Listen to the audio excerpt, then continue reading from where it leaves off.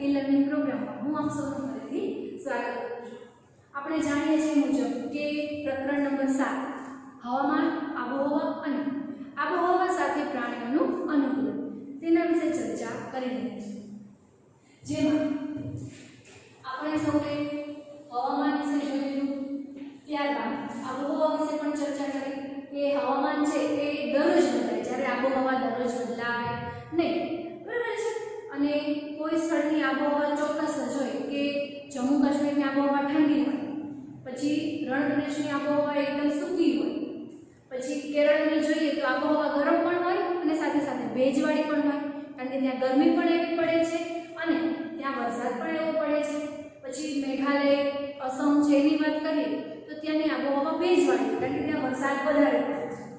હવે આપણે જોવાનું છે કે પ્રાણીઓ છે એ આબોહવામાં કઈ રીતે અનુકૂલન કરી શકે છે। અનુકૂલન એટલે તમે લોકો છઠ્ઠા ધોરણમાં શીખી ગયા હશો કે ધારો કે આપણે જોઈએ તો કોઈ ખેલાડી છે એ બીજે દેશમાં રમવા જવાના હોય તો એ લોકો અઠવાડિયા પહેલા કે એના થોડા દિવસો પહેલા એ લોકો ત્યાં જતા રહે। કેમ? કારણ કે વિચારો કે અમેરિકા છે અથવા તો કોઈ ઠંડા પ્રદેશવાળા લોકો છે એ આપણા ભારતમાં રમવા આવવાના છે, બરાબર? તો ત્યાંની આબોહવા કેવી હશે? ઠંડી હશે।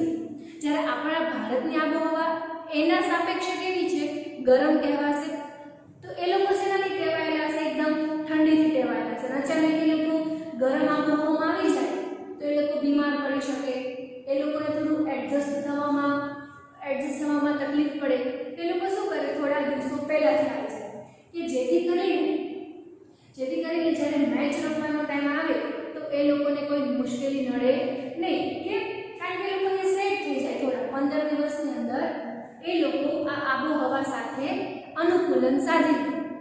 એ લોકો શેમાં ટેવાયેલા? એવી જ રીતે આપણી વાત કરીએ, આપણે અહીંયા કેવા આબોહવામાં રહેવા ટેવાયેલા છીએ? ગરમ આબોહવામાં। પણ આપણે કોઈ ઠંડા પ્રદેશમાં જઈએ તો, બરાબર છે, કોઈ એન્ટાર્કટિકા છે, એવા ઘણા બધા ઠંડા પ્રદેશો છે, તો આપણે એવા ઠંડા પ્રદેશોમાં જઈએ તો શું થાય? આપણે કાં તો બીમાર પડી જઈએ, શરદી થઈ જાય, પણ એના કરતાં આપણે 15 દિવસ પહેલા જતા રહ્યા હોય તો આપણે શું થઈ જઈએ? ત્યાં અનુકૂલન સાધી લઈએ।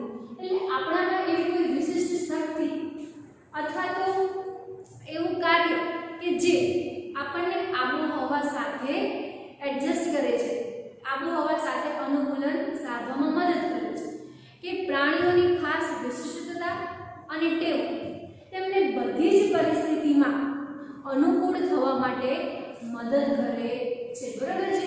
એવી એનામાં અમુક વિશિષ્ટ શક્તિ હોય, અમુક એવા કાર્યો હોય, અમુક ટેવો હોય કે જે એને એ પરિસ્થિતિમાં રહેવા માટે મદદ કરે છે, બરાબર છે? તો જોઈએ તો આપણે અહીંયા બે પ્રદેશોની વાત કરવાની છે। સૌથી પહેલા ચર્ચા કરશું આપણે ધ્રુવ પ્રદેશની। તો ધ્રુવ પ્રદેશમાં એટલું છે કે ધ્રુવ પ્રદેશની નજીક કયા કયા દેશો આવેલા છે? તો કયા કયા વિસ્તારો આવેલા છે? તો લખવાનું કેનેડા, બરાબર છે, પછી Greenland, Canada, Greenland, Sweden, Finland, ચલો પછી આઇસલેન્ડ છે, પછી ત્યારબાદ ફિનલેન્ડ છે, યુએસએ નું અલાસ્કા છે, રશિયાનું સાઇબિરિયા છે,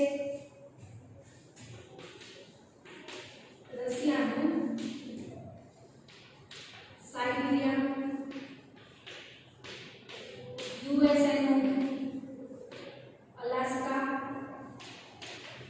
આવા જે દેશો છે એ ક્યાં આવેલા છે? ધ્રુવ પ્રદેશની નજીક। અને આપણે બીજી જે ચર્ચા કરવાની છે એ છે ઉષ્ણકટિબંધ। તો ઉષ્ણકટિબંધમાં સૌથી પહેલા આવશે આપણો ભારત, મલેશિયા, ઇન્ડોનેશિયા, બ્રાઝિલ,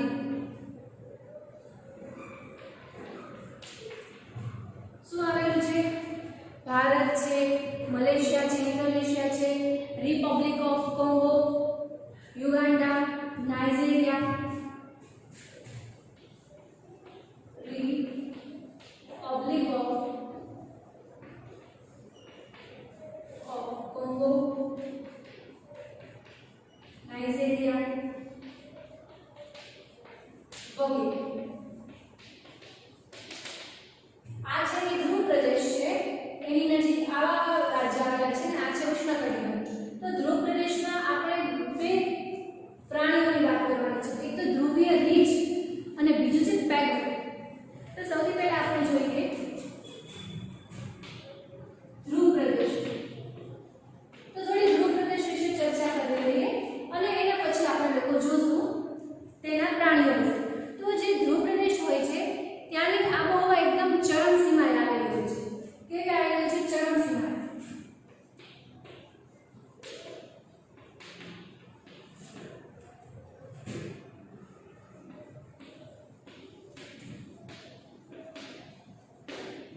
સીમાએ આવેલી હોય છે. ત્યાંના જે પ્રદેશો છે એ બરફથી આચ્છાદિત હોય છે. પ્રદેશો બરફથી આચ્છાદિત હોય છે અને ત્યાં એટલી ઠંડી વધારે હોય છે કે શિયાળામાં તો ત્યાંનું તાપમાન છે કે -37 ડિગ્રીથી પણ નીચે જતું રહે છે.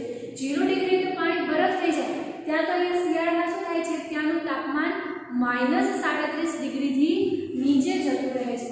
એટલે કે શિયાળામાં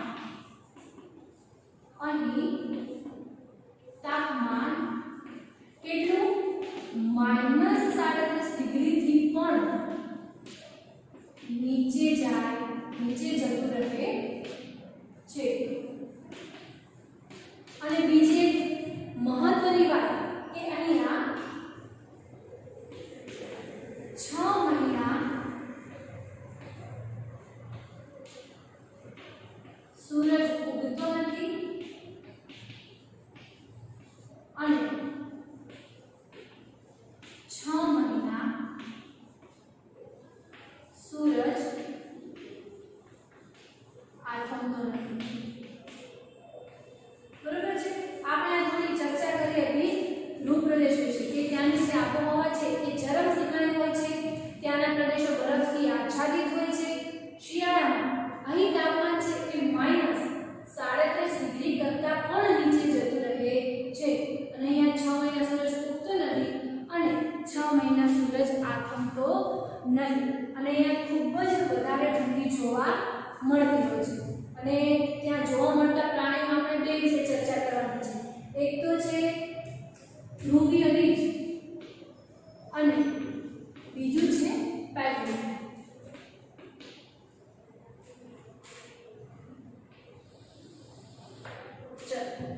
તો ધ્રુવીય રીંછ વિશે જોઈએ. ધ્રુવીય રીંછ જે છે એ એકદમ સફેદ કલરનું જોવા મળતું હોય છે. એના શરીર પર ખૂબ જ લાંબા અને એકદમ ભરાવદાર ત્યાં વાળ જોવા મળે છે, એટલે કે રૂંવાટી જોવા મળે છે. અને આ જે રૂંવાટી હોય છે એ સફેદ કલરની હોય છે. અને તમે લોકો એ પણ જાણો છો કે બરફ છે એ કેવો હોય છે, સફેદ કલરનો. એટલે હવે તમે વિચારો કે બરફમાં રીંછ બેઠું હોય ને તો આપણને ખબર ના પડે કે અહીંયા રીંછ છે. કેમ? કારણ કે તેની રૂંવાટી પણ સફેદ કલરની, બરફ પણ સફેદ કલરનો. બરોબર છે. અને પાછું કેવું હોય, ખૂબ જ ઝાઝા બધા એની રૂંવાટી હોય. એટલે કોઈ શિકારીનો શિકાર કરવા આવે તો એને ખબર ના પડે કે આ બરફ છે કે શું છે, રીંછ છે. બરોબર છે? સમજણ પડે છે? એના વાળ, એની રૂંવાટી કેવી હોય છે, એકદમ સફેદ કલરની હોય છે. એટલે કે બરફ ઉપર બેઠો હોય ને તો શિકારીને ખબર પડે નહીં કે આ રીંછ છે કે બરફ છે. આનાથી બે ફાયદા. એક તો એ શિકારથી બચી શકે અને બીજું એને કોઈનો શિકાર કરવો હોય ને તો પણ એને મદદ કરે. કેમ? જો ધારો કે કોઈનો એ શિકાર કરવા જાય છે તો સામેવાળા પ્રાણીને શું લાગશે કે આ તો બરફ છે, ક્યાં થોડું રીંછ છે, અહીંયા બેસી રહો આપણે શાંતિ. તો એનાથી રીંછને ફાયદો થઈ જશે. ઓલાને એમ લાગશે કે આ બરફ છે અને ધીમે ધીમે રીંછ ત્યાં પહોંચી જશે અને એનો શિકાર કરી દેશે. એટલે લખીએ તેના શરીર પર ખૂબ જ લાંબા અને ભરાવદાર સફેદ રૂંવાટી જોવા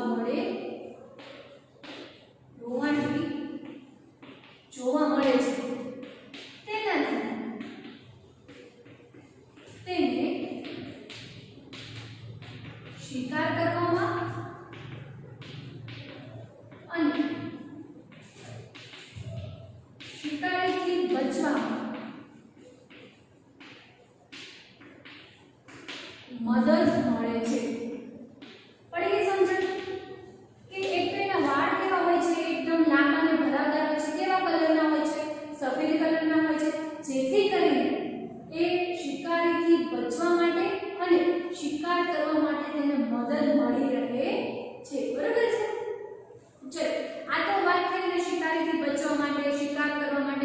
બરોબર, પણ હવે એ જે ઠંડા પ્રદેશોમાં રહે છે એ ઠંડીથી બચવા માટે શું કરે છે?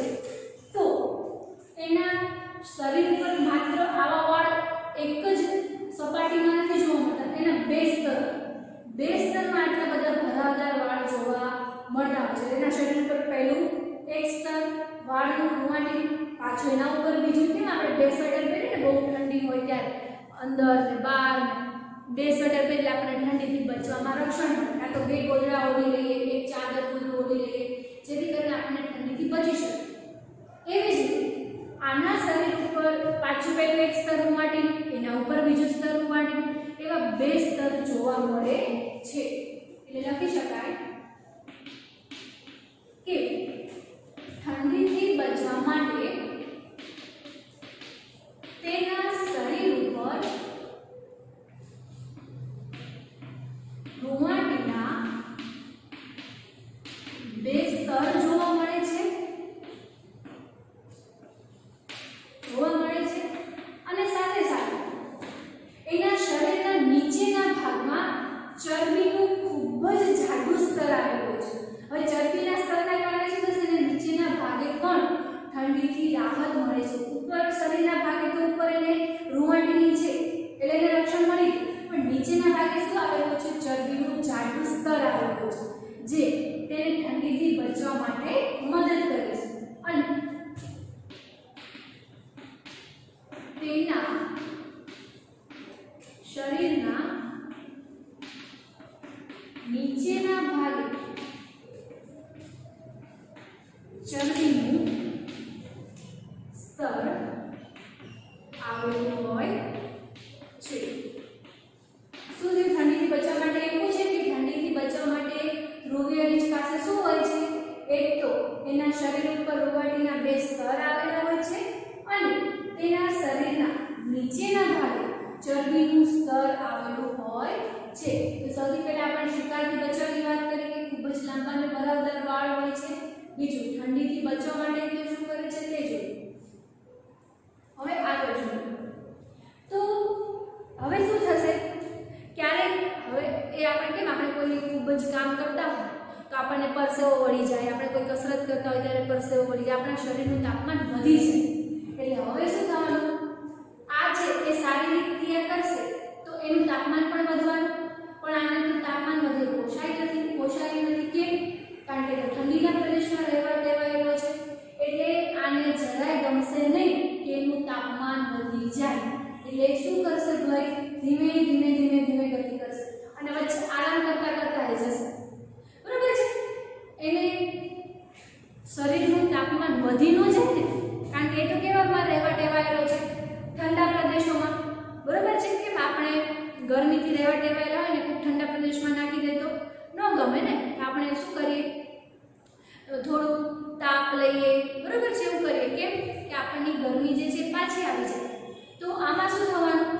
એ જ્યારે કોઈ શારીરિક ક્રિયા કરશે તો એના શરીરનું તાપમાન વધી જાય, એટલા માટે શું કરશે? ધીમે ધીમે ગતિ કરશે અને આરામ કરતા એ ચાલશે, જેથી કરીને એના શરીરનું તાપમાન વધે નહીં. એટલે લખી શકાય તેના શરીરનું તાપમાન વધી ન જાય તે માટે તે ધીમે ધીમે ગતિ કરે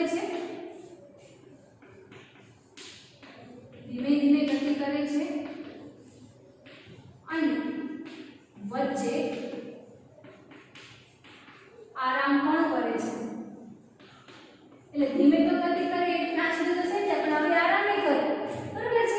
એટલે તેના શરીરનું તાપમાન વધી જાય નહીં. એટલે ખૂબ ઝડપથી દોડવા કરવા માટે તો શું થવાનું? એના શરીરનું તાપમાન વધી જાય ને, એટલા માટે શું કરે? ધીમે ગતિ કરે છે અને વચ્ચે પાછો આરામ પણ કરતા જાય છે.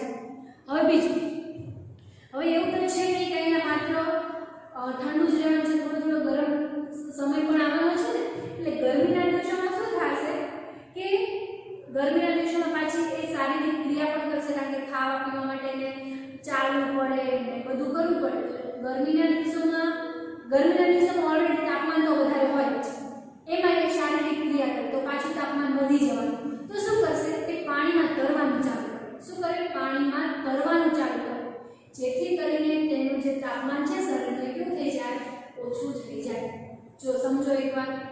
પાછી કે જ્યારે ગરમીના દિવસો આવશે ત્યારે તો ઓલરેડી તાપમાન વધારે હોવાનું જ છે.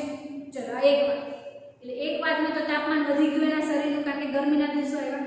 બીજું એવું તો છે ને કે ગરમીના દિવસો આવ્યા તો ચલો ભૂખ્યા રહી જઈએ, જમવું તો પડશે, બરાબર? તો શારીરિક ક્રિયા પણ કરવી પડશે અને શારીરિક ક્રિયા માટે તો આપણે જોયું કે તાપમાન વધી ગયું. તો ભાઈને શું થયું? એક તો ઉનાળાના કારણે ગરમીના કારણે પાછું તાપમાન વધ્યું, બીજું શારીરિક ક્રિયા કરીએ એટલે તાપમાન વધી ગયું. તો એને કોની જરૂરિયાત પડશે? ઠંડકની, કારણ કે એને તાપમાન પસંદ નથી. તો એને શું જોઈએ છે? ઠંડક જોઈએ છે. તો ઠંડક લેવા માટે શું કરશે? પાણીમાં તરવાનું ચાલુ કરશે. જો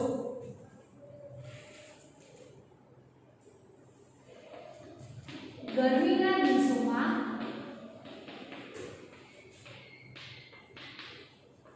શારીરિક ક્રિયાઓના કારણે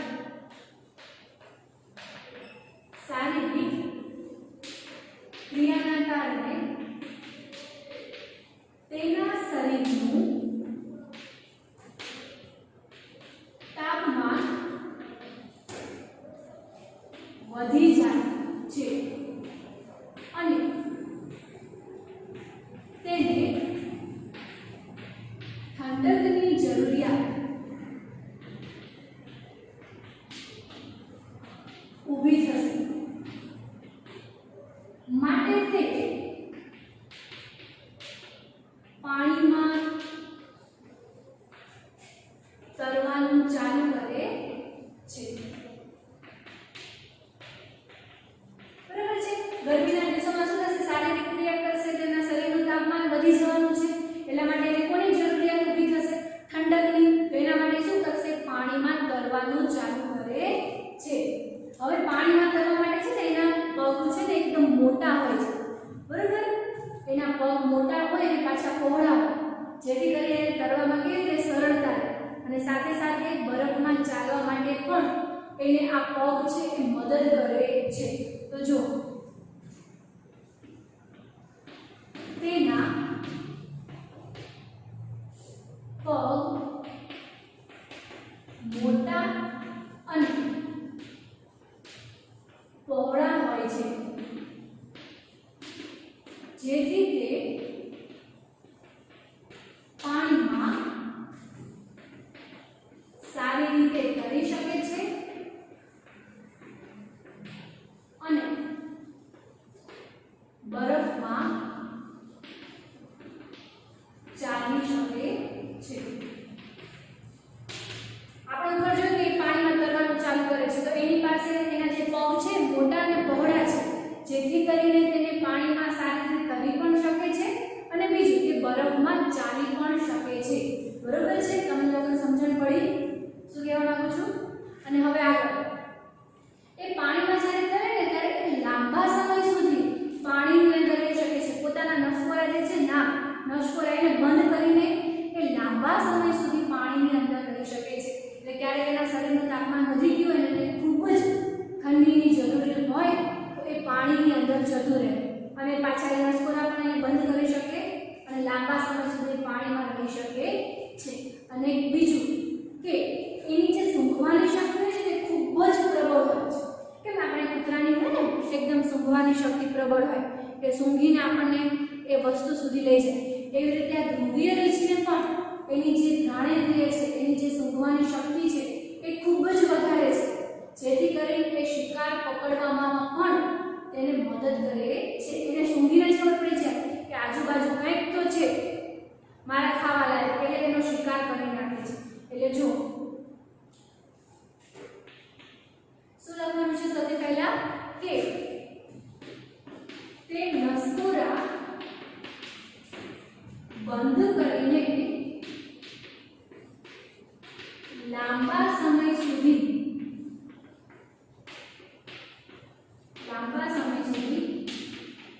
પાણીની અંદર રહી શકે છે. અને છેલ્લે તેની ઘ્રાણેન્દ્રિય એટલે કે તેની સૂંઘવાની શક્તિ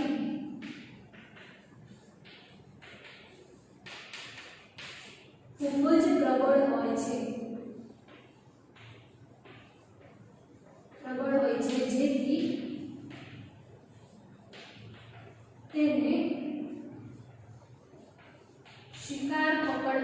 મદદ મળે છે.